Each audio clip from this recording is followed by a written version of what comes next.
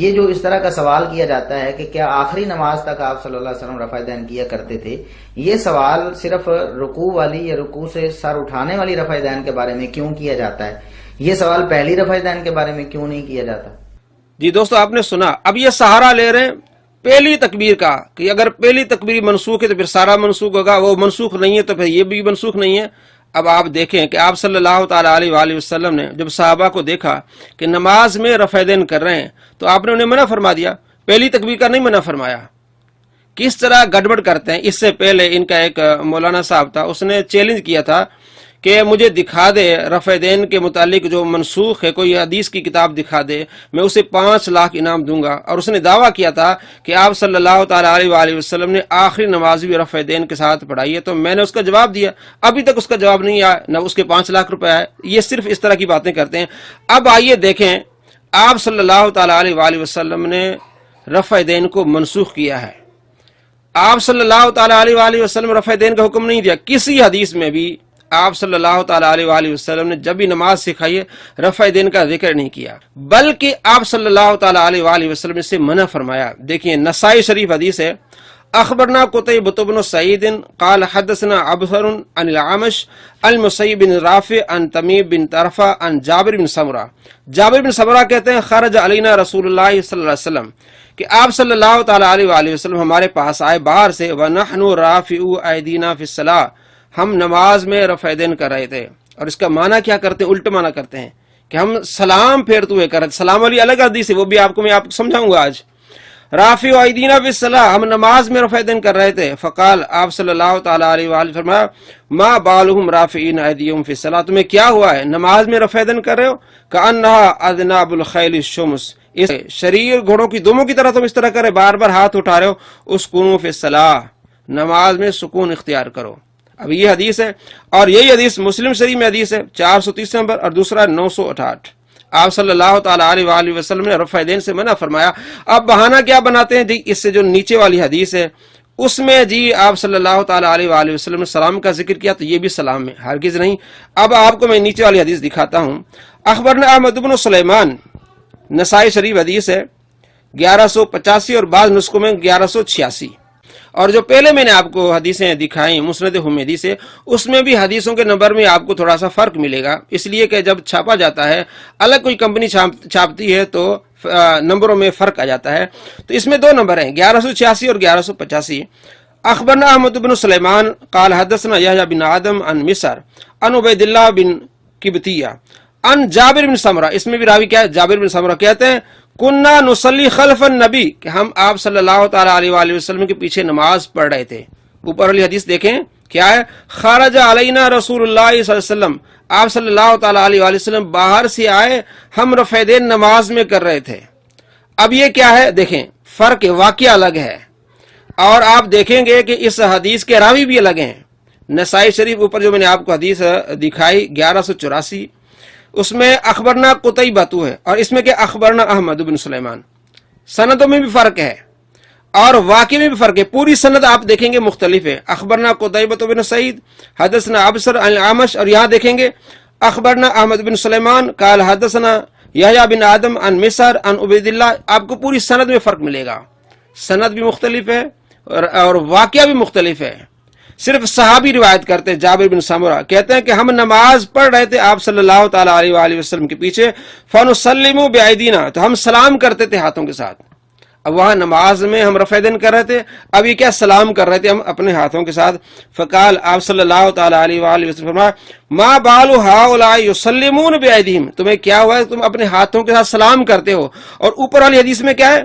ہم رفع دین کر رہے تھے، آپ نے فرمایا ما بالم رافعین ایدیہم فی الصلاۃ، تم رفع دین کیوں کر رہے ہو؟ فرق ہے، دیکھیے سوچیے آپ۔ کأنّا اذناب خیل شمس، اس طرح تمہارے ہاتھ اٹھ رہے ہیں جیسے شریر گھوڑوں کی دم ہے۔ اما یکفی احدم ان یدعو علی فخذی، اتنا کافی نہیں کہ آپ اپنے ہاتھ رانوں پر رکھو اور یوں کہو السلام علیکم السلام علیکم۔ اور یہی حدیث مسلم میں بھی ہے۔ اب آپ فرق دیکھیں، پہلی حدیث میں کیا ہے کہ آپ صلی اللہ تعالی علیہ وآلہ وسلم باہر سے آتے ہیں، صحابہ کرام علیہ رضوان نماز میں رفع دین کر رہے ہیں، اور یہاں کیا ہے کہتے ہم سلام پھیرتے ہوئے ہاتھ اٹھا رہے ہیں۔ حدیث میں فرق، واقع میں فرق، راویوں میں فرق۔ اب دوسرا بہانہ بناتے ہیں جی باب السلام، یہ سلام کے باب میں حدیث آئی ہے۔ بھائی آپ نے حدیث کو دیکھنا ہے. آپ کے امام نسائی کے مقلد ہیں, امام نسائی کچھ بھی لکھ لیں اپنی طرف سے, حدیث کو دیکھیں آپ. حدیث میں آپ صلی اللہ تعالی علیہ وآلہ وسلم نے رفع دین کو منسوخ کیا. آپ کیا امام نسائی کے مقلد ہیں؟ آپ تو کہتے ہیں کہ حدیث آ جائے تو ہم کسی امام کو نہیں مانیں گے. اب یہاں باب کو مان رہے ہو. اور امام نووی رحمۃ اللہ علیہ کیا فرماتے ہیں؟ کہتے ہیں جب کوئی محدث باب باندھتا ہے اس کے الٹ دوسرا آگے باب باندھے تو مطلب یہ کہ پہلے باب میں جو حدیثیں بیان کی وہ منسوخ ہو چکی ہیں. اب میں آپ کو بتاتا ہوں, امام نسائی نے پہلے باب باندھا تھا کہ رفع دین کرنا, اور اس کے بعد باب باندھا ہے کہ ترک رفع دین. تو اس باب کے لحاظ سے امام نووی کا قانون ہے شرح سے مسلم میں کہ دوسرا باب جو ہے وہ ناسخ ہو جائے گا, پہلے بابوں کا منسوخ ہو جائے گا, ان میں جتنی حدیثیں منسوخ ہو جائیں گی. اور اسی طرح آپ ترمذی میں آ جائیں, امام ترمذی نے رفع دین کا باب باندھا ہے, اس کے بعد باب باندھا ہے کہ ترک رفع دین. امام نسائی, امام ترمذی اور کثیر تعداد محدثین یہی باب باندھا ہے. اگر باب پر آئیں گے نا تو آپ پھنسیں گے اور آپ ہاریں گے, بلکہ نبی پاک صلی اللہ تعالیٰ علیہ وآلہ وسلم کی آپ مخالفت کر رہے ہیں. آپ صلی اللہ تعالیٰ علیہ وآلہ وسلم ارشاد فرما رہے ہیں کہ رفع دین نہ کرو, اور یہ بہانے بنا کے رفع دین بھی کر رہے ہیں, اور مسلمانوں کو کہہ رہے ہیں کہ ان کی نماز خلاف سنت ہے. اور آگے ایک سوال کرتے ہیں جی کہ یہاں تو رفع دین منسوخ ہو گیا, تو عیدوں پر جو آپ رفع دین کرتے ہیں اور وطر میں جو آپ رفع دین کرتے ہیں, کون سا رفع دین منسوخ ہے؟ دیکھیں آپ, رکوع سے جاتے ہوئے اور رکوع سے اٹھتے ہوئے. تو عید پر جو ہم رفع دین کرتے ہیں رکوع کے لیے کرتے ہیں, ذرا غور کریں, رکوع سے اٹھتے ہوئے کرتے ہیں؟ نہیں, اللہ اکبر کہہ کے ثنا پڑھ کے رفع دین کرتے ہیں, تو رکوع سے جاتے ہوئے بات ہی نہیں. اور دوسری رکعت میں بھی رفع دین کر کے اس کے بعد رکوع کی طرف جاتے ہیں, تو وہ جو تکبیریں ہوتے پڑھتے ہیں, اور یہ جو رفع دین کر رہے ہیں اس رفع دین کے لیے کوئی تکبیر نہیں ہے. اللہ اکبر کہہ کے جو ہے وہ رفع دین کر کے رکوع کے لیے جا رہے ہیں, اور سمیع اللہ لمن حمدہ کہہ کے رفع دین کر رہے ہیں, تو رفع دین کے لیے کوئی تکبیر نہیں پڑھ رہے. تو ہم جو عید میں رفع دین کرتے ہیں اس کے لیے خاص تکبیر ہے, اور وہ رکوع والا نہیں ہے. اگر یہ سوال ہے کہ رفع دین عیدوں پر کیوں کرتے ہیں, تو پھر ہمارا آپ سے سوال ہے کہ آپ جمعے میں رفع دین کیوں نہیں کرتے؟ جمعے کی بھی 2 رکعتیں ہیں, عید کی بھی 2 رکعتیں ہیں, آپ جمعے کی نماز میں رفع دین کیوں نہیں کرتے؟ جواب دیں گے جی ثابت نہیں ہے. تو ہم بھی یہی کہتے ہیں, صرف نماز عید کے لیے ثابت ہے اور دوسری نمازوں کے لیے, عام نمازوں کے لیے ثابت نہیں ہے. پھر ایک اور دھوکہ دیتے ہیں کہ آپ صلی اللہ تعالیٰ علیہ وآلہ وسلم کی ایسی کون سی سنت ہے جو آپ نے پہلے کی اور بعد میں آپ نے اتنی سختی سے آپ نے منع فرمایا؟ یہی سنت ہے, اور بھی سنتیں ہیں. اللہ نے اپنے محبوب صلی اللہ تعالیٰ علیہ وآلہ وسلم کو مستقبل کے حالات بتائے, تو آپ نے اس لیے سختی سے منع فرمایا کہ لوگوں کو گمراہ کرنے کے لیے رفع دین کا سہارا لیں گے, تو اس لیے آپ صلی اللہ تعالیٰ علیہ وآلہ وسلم نے اتنی سختی سے منع فرمایا. پھر اگلا سہارا لیتے ہیں کہ امام شافعی کرتے تھے, امام احمد بن حنبل کرتے تھے, وہ مجتہد تھے. امام شافعی مجتہد تھے, آپ صلی اللہ تعالیٰ علیہ وآلہ وسلم فرمانے کہ مجتہد اگر کوئی فیصلہ کرے صحیح بات پر نہ پہنچے تب بھی اسے ایک ثواب ضرور ملے گا. وہ اس لحاظ سے مجتہد ہے, آپ کی حدیث سے لحاظ سے. یہ نہیں کہ ہم کہتے ہیں کہ امام شافعی کہتے ہیں تو پھر ٹھیک ہے, نہیں, ہم حدیث کے لحاظ سے کہتے ہیں کہ آپ صلی اللہ تعالیٰ علیہ وآلہ وسلم کو فرمانے کہ مجتہد فیصلہ کرے, اگر خطا پر ہو تبھی اسے ایک ثواب ملے گا. انہوں نے اجتہاد کیا ہے تو انہیں ایک ثواب تو ضرور ملے گا, اور جو ان کے اجتہاد پر چلیں گے انہیں بھی ثواب ملے گا.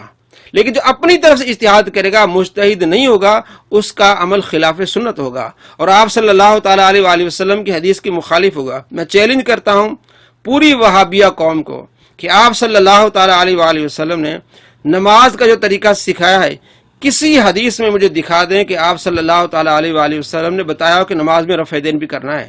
نہیں تو ہم آپ کو بتائیں گے کہ آپ صلی اللہ تعالیٰ علیہ وآلہ وسلم نے رفع دین کرنے سے منع فرمایا. یہ چیلنج ہے آپ کو. کوئی ایک حدیث بتاؤ جس میں آپ صلی اللہ تعالیٰ علیہ وآلہ وسلم نے نماز میں رفع دین کرنے کا حکم دیا. قولی حدیث بتاؤ. لوگوں کو کہتے ہیں کہ رفع دین کے بغیر نماز ہی نہیں ہوگی, اور آپ صلی اللہ تعالیٰ علیہ وآلہ وسلم نے جو نماز سکھائی ہے اس میں رفع دین کا ذکر نہیں ہے, تو آپ نے خلاف سنت نماز سکھائی صحابہ کو. نعوذ باللہ من ذالک. السلام علیکم ورحمۃ اللہ وبرکاتہ.